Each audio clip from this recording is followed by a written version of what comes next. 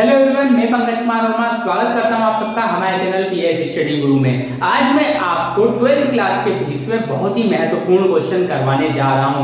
आज हम करने वाले हैं समांतर प्लेट संधारित्र का श्रेणी क्रम संयोजन। बहुत इंपॉर्टेंट क्वेश्चन है, कई बार पेपर में पूछा जा चुका है। तो इसी तरीके से सारे 12th क्लास के इंपॉर्टेंट क्वेश्चन मैं आपको करवाने वाला हूं हमारे चैनल के माध्यम से। तो हमारे चैनल को सब्सक्राइब कर लीजिए और बेल आइकन को प्रेस कर दीजिए, जिससे कि आगे आने वाले वीडियो के नोटिफिकेशन भी आपको मिल सके। तो चलिए स्टार्ट करते हैं संधारित्रों का श्रेणी क्रम संयोजन। सबसे पहले हम इसकी डेफिनेशन पढ़ेंगे। डेफिनेशन करने के बाद इसका डायग्राम बनाएंगे और डायग्राम बनाने के बाद में मैं आपको इसका डेरिवेशन मतलब इसका सूत्र निकालना सिखाऊंगा। बहुत ही इंपॉर्टेंट क्वेश्चन है, वीडियो को अंत तक जरूर देखिएगा। तो मैं आपको बता दूं कि संधारित्रों का श्रेणी क्रम क्या होता है। तो सबसे पहले तो हम संधारित्र क्या होता है ये समझ लेते हैं थोड़ा सा, कि संधारित्र में दो प्लेटें होती हैं। हम समांतर प्लेट संधारित्र का श्रेणी क्रम पढ़ने वाले हैं। तो समांतर प्लेट संधारित्र में दो प्लेटें होती हैं। तो उन दोनों प्लेटों में जरा ध्यान से समझिएगा डेफिनेशन को। इस तरीके से हमारा समांतर प्लेट संधारित्र होता है। ऐसे ही एक दूसरा हम समांतर प्लेट संधारित्र ले लेते हैं। तो यहाँ पर हमारे पास दो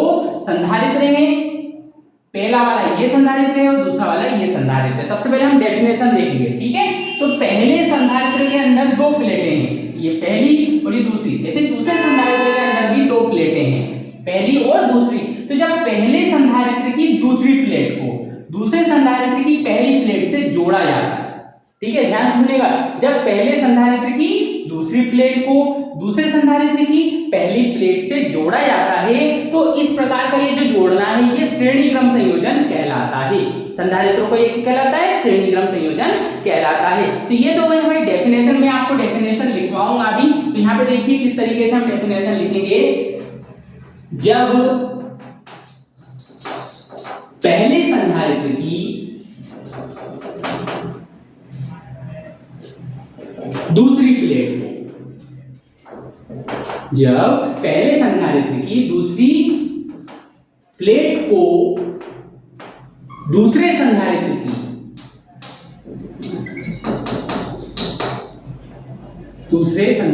की पहली प्लेट से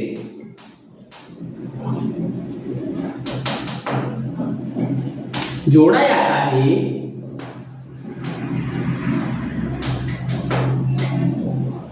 तो इस प्रकार का जोड़ना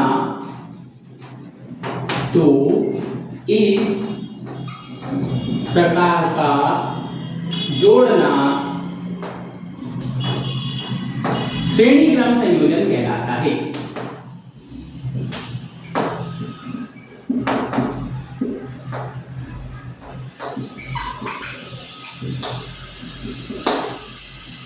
इस प्रकार का जोड़ना क्या कहलाता है? श्रेणी क्रम संयोजन कहलाता है। मैं फिर से आपको डेफिनेशन पढ़ के बताता हूं। जब पहले संधारित्र की दूसरी प्लेट को दूसरे संधारित्र की पहली प्लेट से जोड़ा जाता है, तो इस प्रकार का जोड़ना श्रेणी क्रम संयोजन कहलाता है। अब बात करते हैं हम यहाँ पर इसके डायग्राम की। तो हम यहाँ पर क्या करते हैं, तीन संधारित्र लेते हैं। ये मैंने पहला संधारित्र ले लिया है, फिर ये दूसरा संधारित्र है, और यहां पर मैंने ये तीसरा संधारित्र बना लिया।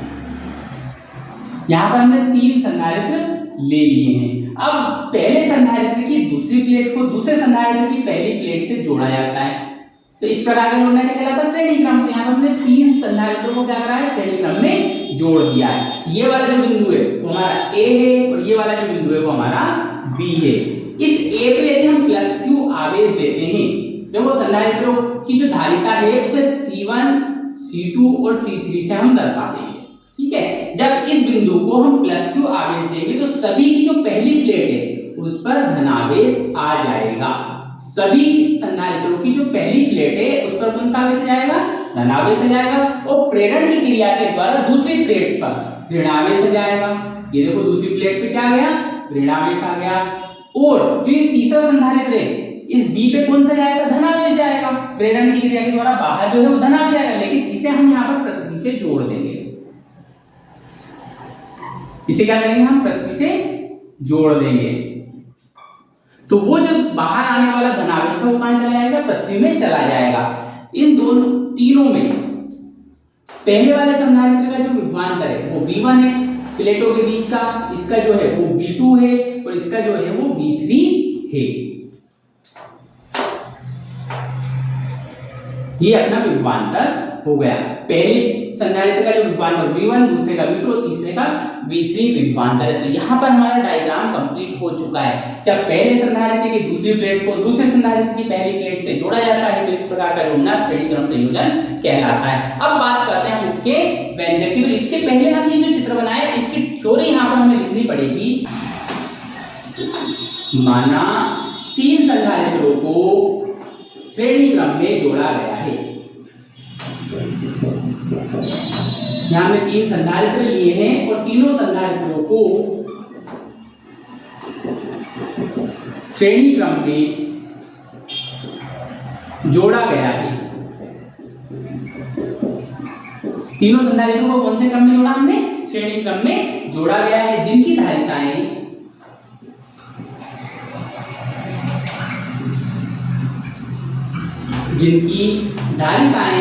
C1, C2 व C3 हैं। बिंदु A पर इसके बाद क्या करेंगे अपन? बिंदु A पर +Q आवेश देने पर, +Q आवेश देने पर तीनों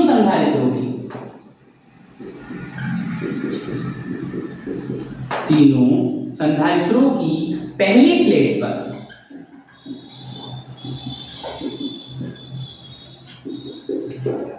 धन आवेश आ जाता है। धन आवेश आ जाता है तथा प्रेरण की क्रिया के द्वारा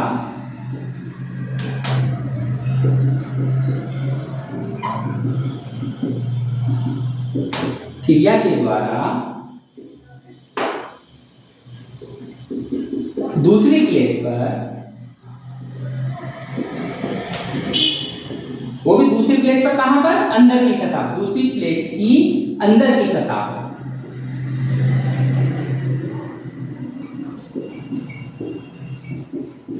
ऋण आवेश आ जाता है।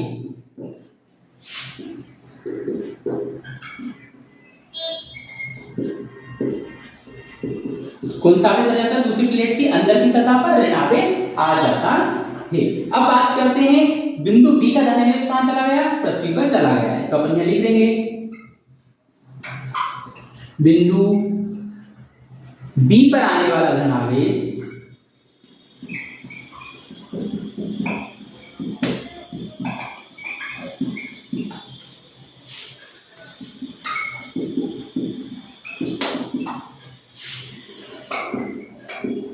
पृथ्वी में चला जाता है। अब बात करते हैं तीनों जो संधारित्र है उनका विभवांतर कितना है? V1, V2 और V3 है। यहाँ लिखेंगे तीनों संधारित्रों का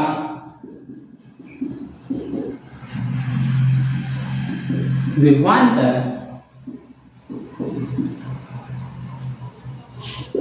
V1, V2 व V3 हो तो अब यहाँ पे निकालेंगे अपन कुल विभवांतर। यहाँ पे क्या निकालने वाले अपन?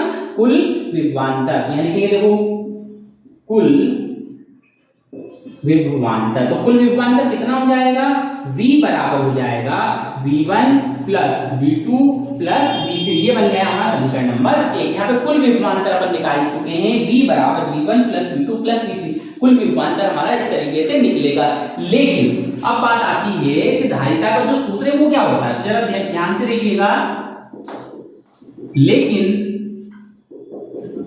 धारिता C बराबर होता है Q/V।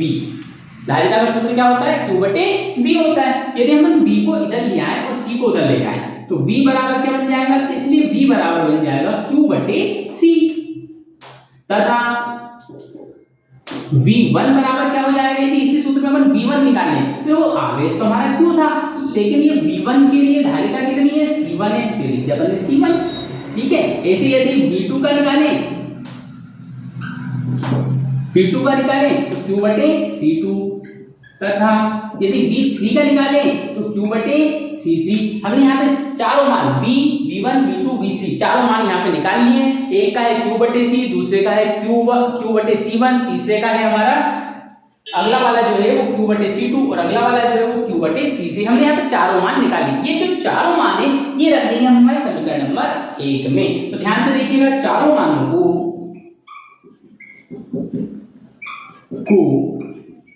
समीकरण 1 में रखने पर यदि हम V की जगह पे Q बटे C लिखते हैं, ध्यान से देखो V की जगह पे क्या लिखते हैं Q बटे C बराबर V1 की जगह पे हमने लिखा है Q बटे C1, V1 की जगह पे लिखें Q बटे C1 प्लस अगले वाला माना जाएगा Q बटे C2, फिर अगला वाला आएगा Q बटे C3।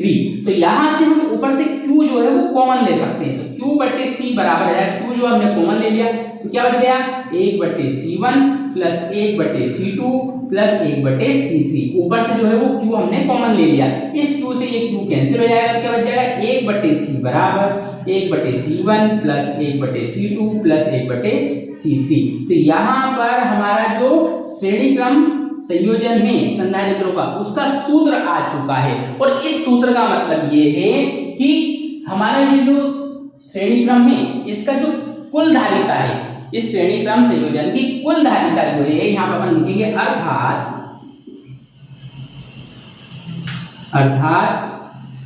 कुल धारिता अलग अलग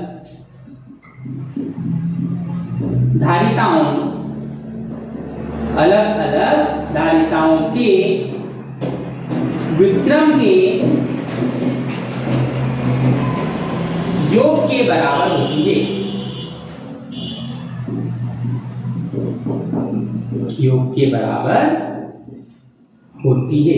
यहाँ पर हमारा जो निष्कर्ष निकला वो ये हमें पता चला है कि जो हमारी कुल धारिता है वो भी कुल धारिता का क्या व्युत्क्रम है, लिखेंगे हम कुल धारिता का व्युत्क्रम, अर्थात कुल धारिता का व्युत्क्रम अलग अलग धारिताओं के व्युत्क्रम के योग के बराबर होता है। तो यहाँ पर हमने यह श्रेणी क्रम संयोजन देखा, बहुत ही आसान तरीके से और बहुत ही शॉर्ट मेथड से हमने उसका सूत्र उत्पन्न किया है। मैं आपको सारे क्वेश्चन ऐसे ही शॉर्टकट मेथड के द्वारा सोल्व करवाऊंगा।